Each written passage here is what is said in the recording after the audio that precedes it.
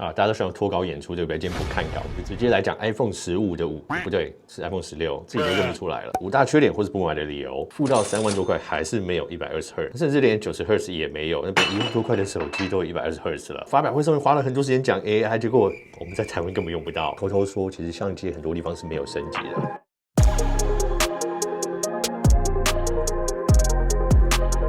大家朋友，很多人都在等这些影片啊。那大家很喜欢这类的影片，因为通常我会脱稿演出后，就是不会先写好稿，或是可能在讲的时候就会情绪性的开始讲很多心里话出来。在每年新机出来的时候，我们都会拍一个优点缺点的影片。那我们会把链接放在这边，大家喜欢看哪一支就可以自己去看。那我们今年一样有抽奖活动，我们会在脆上面办。那详细的细节我们在影片后面会讲，所以记得订阅跟留言起来。好，不浪费大家时间，我们就直接开始吧。那第一个缺点呢，就是其实今年升级的地方，乍看起来好像蛮多，但是我们去细看一些规格，在一些大家比较基本会在意的地方，或是说在其他厂商可能很早就已经有到这些规格，到现在还是没有。好，那么现在讲 iPhone 16跟16 Plus， 那它的起价是29900，那16 Plus 的话是32900，那这个都还是最初始的128的容量，但是它提供给你的萤幕呢，看起来规格跟去年也是一样，还有一个大家期待已久的功能，这个120赫自适应率，甚至是水显萤幕也都没有。当然苹果有他们切割的方式啊，这些东西都给你，会不会就不去买 Pro？ 但是我们要想哦，一个将近3万块的手机，或者3万出头的手机，我们如果把它列出来，看到其他厂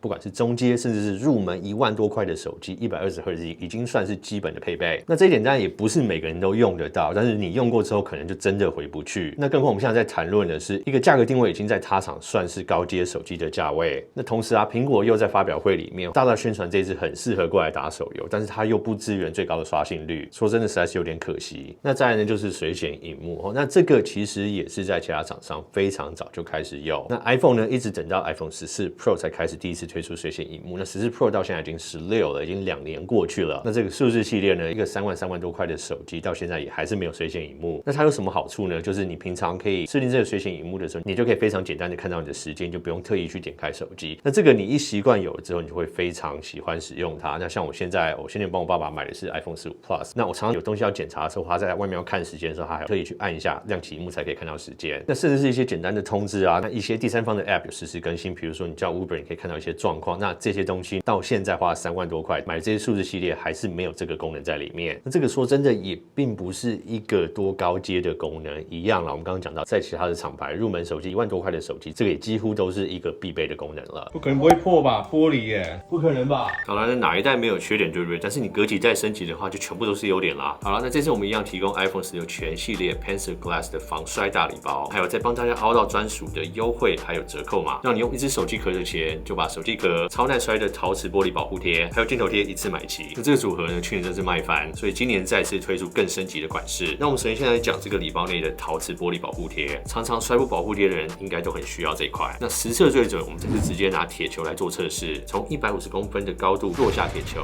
这个砸到墙应该要送医院。但你们看，我们试了1次、2次、3次，这个保护贴竟然都没有破。那后来也上瘾，将不信邪多玩了几次，真的都安全过关。为了对比呢，我们也拿了一款在网络上买的一般玻璃保护贴，那我们同样用铁球测试摔一次马上破裂。而这款陶瓷玻璃保护贴呢，同时具备了高韧性、高透光，还有加强边框的硬度，还有它很好的疏水疏油效果。最重要的是，刚刚实测之后验证了它的抗冲击力，让你 iPhone 16的萤幕做到最好的保护。那礼包内的手机壳呢是 Urban Combat 系列，保护你的手机同时呢也保护我们的地球，是用100%的回收原料制造，但是一样提供了超强的保护力。每个角落呢都经过了4.8公尺的超高度防摔，同样也支援无线充电和 MagSafe 的磁吸配件，保护性和资源性都不马虎。那同时呢，他们也提供了1年的抗泛黄保护，让你安心的使用。那再来呢，就是 Hoops 的镜头贴，这款纤薄的镜头贴呢，他们采用防刮耐冲击的玻璃，还有钛色的框架，镜面清晰，不影响镜头还有拍照的品质，给你多一份安心。那它设计方便安装，完美贴合，边缘有矽胶粘贴，也附送了简易安装神器，你要自己在家装也没有问题。那 Pencil Glass 呢，还有多款的手机壳，甚至是不同的保护贴种类也有。你要防窥保护贴或是抗蓝光的款式，他们一样都有提供给你选购。那手机壳上面呢，也有其他的颜色样式，也都有使用环保材质的选项。那甚至呢，他们在今年所有包装上面也符合欧盟的环保标准。那我们这边有专属的卖场，直接让你买到我们独家的优惠价格。那另外呢，如果你要加购 Pencil Glass 的商品，我们这边呢还有提供专属的折扣码 APPLEDAD16，让你折抵200元。好，那大家就快点去抢购吧。那下一点呢，就是它的相机虽然增加很多软体方面的功能，但是其实没有升级太多哦。这边这种就是看你要买的是哪一台。那我们先讲数字系列，它它的主镜头呢，基本上看规格起来跟去年就是一模一样。那唯一升级的就是超广角，最主要原因我觉得它还是为了空间影像的拍摄啊，不然它可能还会再继续塞一颗不能对焦镜头给你。那我们再来看更高阶的这个 Pro 系列，那如果是16 Pro 的话，它的主镜头现在看起来感光元件啊、尺寸啊、镜头跟去年都是一样的。那它超广角呢升级到4800万画素，那这个我觉得旅游会很好用啦。同时它长焦镜头一起升级，但也只是升级到跟去年的15 Pro Max 一样使用这颗5倍镜。那觉得很奇怪，好像里面的空间其实也塞得下这样的镜头，为什么不去年就一起给你？好像变成一个今年升级的项目。但是讲到5倍镜啊，不一定是好事。那我个人是喜欢这颗5倍镜，但是其实换到这一颗之后，它有相对去损失一些东西。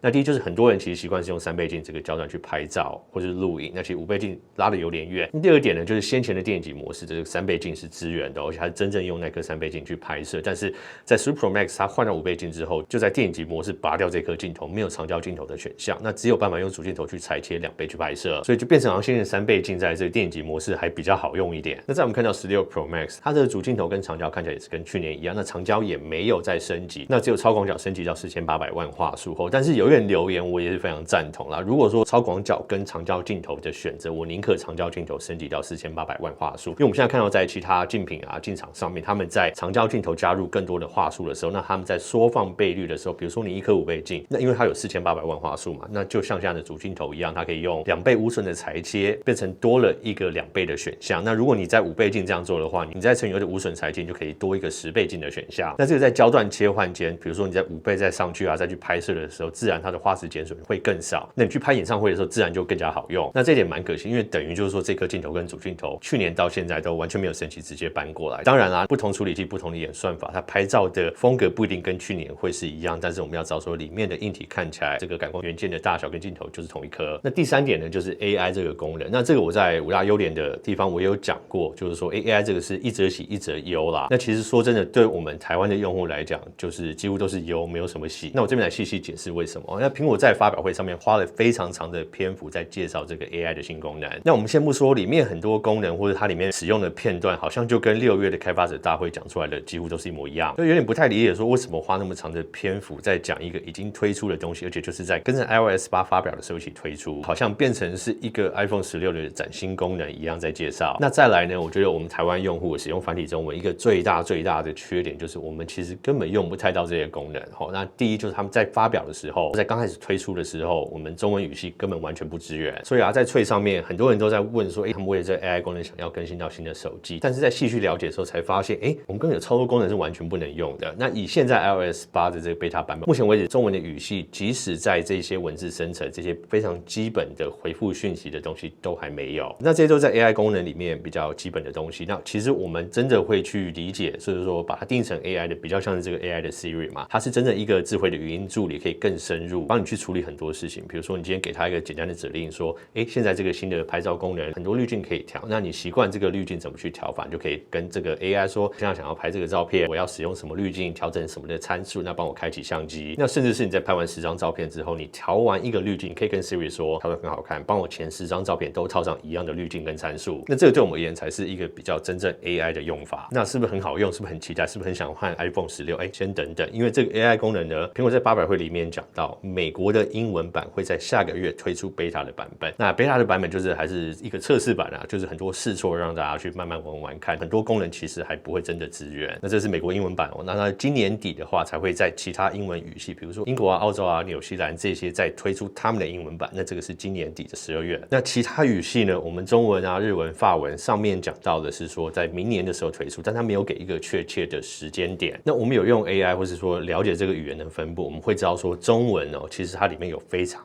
不同的用法，你可以是繁体中文，可以是简体中文，那香港用的广东话也不太一样。所以其实每个中文语系呢，它在优化上面都要有非常大的资料量那它也要需要一段时间去学习。那同时呢，苹果有没有足够的资源帮个别的语系或是个别的语法去优化？那这一点我还不敢太乐观，因为其实我们去看先前的 Siri 推出啊，或是很多新功能比较依赖语言的这些东西的话，那其实在繁体中文上面它优化的程度都会比较慢。那甚至你也可以说 Siri 这么多年到了现在，它的繁体中文跟中文语言的理解能力还不是很好。所以呢，他们讲的明年 AI Siri 的功能开始有中文版的释出。那第一我们不知道时间点，明年可以是明年1月到12月，不知道什么时候。那第二就算推出之后，它有没有针对我们台湾的使用方式、中文使用的方式去进行优化？那如果他说明年等到7月、8月才推出中文版，然后而且还是beta版的话，那个时间点你会不会发现，iPhone 17在1-2个月就要推出啊？那现在如果去买 iPhone 16，就是为了这 AI 的功能的话，那反而你等了1年，等到人家新手机推出之后，你可能才用到，或是根本还用不到，那是不是买下去就非常的浪费？那当然这个重点啦，就是说你今天买 iPhone 16最大的需求点就是想要去玩它的 AI 功能，这一点呢，就你必须要真的了解去考量的地方。那像我们讲到 iPhone 17啦，对啦，很多人都在等待这个 iPhone 17的推出啊。其实，在 iPhone 16发表会之前呢，很多人就在网络上传啊，也不止台湾、美国也在讲，因为像很多关于 iPhone 17的消息都已经出来，那也导致在这个 iPhone 16发表会前，很多人就来说，iPhone 16看起来好像只是一个过渡版本，因为设计还有更新的幅度不大。那这点当然见仁见智。你如果说以我的出发点啊，我很喜欢拍照跟摄影的话，我会觉得这次 iPhone 16加上这颗按钮，还有这些 4K 120啊，还有这些拍照的模式，对我而言我是蛮喜欢的。但如果你就是手上的手机还没有太旧，你就要等一个大改版的话，那现在传出来的 iPhone 17的全系列，我们可以跟大家分享一下。那第一，我们现在在谣传的这个 iPhone 的 Slim 这个超薄的系列，那现在的爆料呢都指向会在17代的时候推出。但是除了这个更劲爆，就是 iPhone 17 Ultra 的这个大改版的版本，真正独立一个型号出来，他们现在也是说在17推出。所以在 iPhone 17的时候，现在目前爆料说的，还把它拆成4个不同的机型，就是 iPhone 17、iPhone 17 Air， 然后 iPhone 17 Pro 跟 iPhone 17 Ultra。这边型号看起来最大的改变就是 iPhone 17 Air 跟 iPhone 17 Ultra。那 iPhone 17 Air 的话，先前传出来是大约6.6寸的萤幕，就可能比现在6.7寸稍微小一点，只用更薄的电池，走一个轻薄手机的导向，所以才会叫它 iPhone 17 Air。那更有看头当然就是 iPhone 17 Ultra 的这一款。那现在这个 iPhone Ultra 的版本呢，传出的消息是3颗镜头呢都会使用4800万画素或是以上的感光元件。那这样3颗镜头在做切换的时候，或者在拍照的时候，你就可以选择要不要拍到更多的画素。那再来呢，就在它的长焦镜头里面，首次加入可以变焦的潜望式镜头。那或许先前在传出 LG 接到的那个订单，可能是给 iPhone Ultra 的系列吗？那再来就是内部的散热结构会比这次再做更多的加强，就很像我们现在在 LG 啊或是一些 Android 手机上面看到的，它会有一个均温板，然后同时有这个铜管去把热导到不同的地方。为什么要做这样的导热呢？因为现在传闻就在里面会放进接近 M 等级的处理器，而且里面的记忆体会增大到12GB， 所以现在传闻就在17 Ultra 上面会锁住更多专业影像拍摄的功能。那如果你不介意这些影像拍摄跟相机的话，其实还有其他的功能存在。那我们刚刚有提到这个处理器会接近 M 的等级，而且里面使用记忆体会从12GB 起跳。那其实更大的差别就是它里面会有更多 AI 运算的功能，而且都会在本地生成可以完成。我个人偏向也是猜想是比较接近这些影像处理的部分，不管是直接在上面做后置，就是把人切割出来，像苹果现在在 AI 上面的这些模型一样。那所以导致很多人说，真的要等就等17的版本。那这一点呢，你怎么想就见仁见智。当然你也可以一直等下去，但是等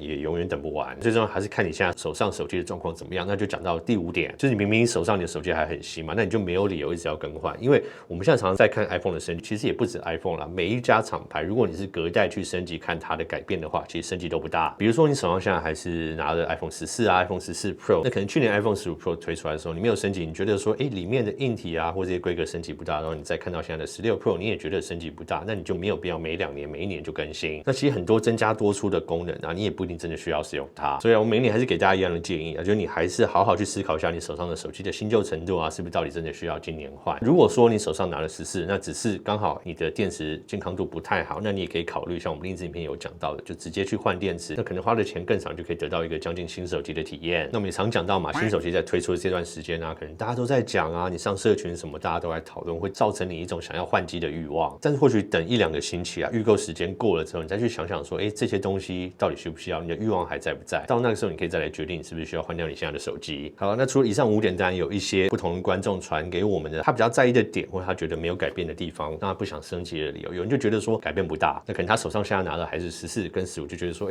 这个还好，不会想换。那另一点蛮多人提到，就数字系列下面用的 USB-C 还是 2.0 的速度哦，那他觉得比较可惜。这一点呢，当然啦，可以用到3更好，但是毕竟他们这个资源影像传输啊、外录的功能，他们也只有给 Pro 系列。那可能数字系列要备份的时候，当然这个 2.0 的速度就会麻烦一点。那下一点呢，当然这个我也不能反对，就是说它的外形基本上没有改。那这个3镜头的这个设计哦，严格来说从 iPhone 11 Pro 系列就开始。那这个切直角比较直的边框的设计呢，是从 iPhone 12代开始。所以不管你是从11代或者12代算起，它都有将近4-5年的时间呢，整个设计语言感觉起来没有一个很大的更改。而这个3镜头的这个限制呢，其实我们看到更多的厂商啊，它有4镜头。我上次有讲过，就是说，为什么需要越来越多镜头？其实没有一定需要，但是比如说你像1倍跳到5倍的时候，那你可以说1到2的时候是无损的变焦，从2以上到5之间呢，我们在录影的时候就可以看到它的画质明显的崩坏。那有些厂商的解法，可能除了主镜头给上更多的话术，可能是2亿画素的主镜头，或者它中间再加一个不同的焦段，3倍镜的焦段，所以1到3、3到5，或是3到10啊，它可能有不一样的方式去弥补它中间的画质减损。但这一点就讲得比较远一点了，那可能大家还是比较纠结，就是整体设计语言这一点，怎么那么多年都没有改？那说真的，我觉得这个现象感觉起来只会越来越严重，因为我觉得苹果现在的重心好像不太放在这些新的产品设计上面。那我们看到他们今年也有点尝试哦，重出同一个产品，但是换一个颜色。那当然以前有这些 HomePod 什么，可能那一些就是比较小的产品，但我们在 Apple Watch Ultra 的第2代上面，他们既然花了一段时间去发表这个东西，然后就只是讲解一个新颜色啊，一些新的软体更新的功能。那在 AirPods Pro 2，他们也用了一段时间在介绍一些新的软体功能。那这当然是双面刃啊。某方面你要说，是不是科技产品现在发展到这个程度，一定要每一年出一代新的？那如果处理效能都已经那么够的情况下，是不是真在硬体上面生产要造成这么大的负担？那这是比较正面的看法。那比较负面现实的看法，那如果我们期待每年更新，就觉得说，好像他们花更少的成本跟心力在更新他们的产品，在做更多的创新在上面。讲这边又让我想到 AirPods Max， 对，他们就换一个颜色，换一个充电孔。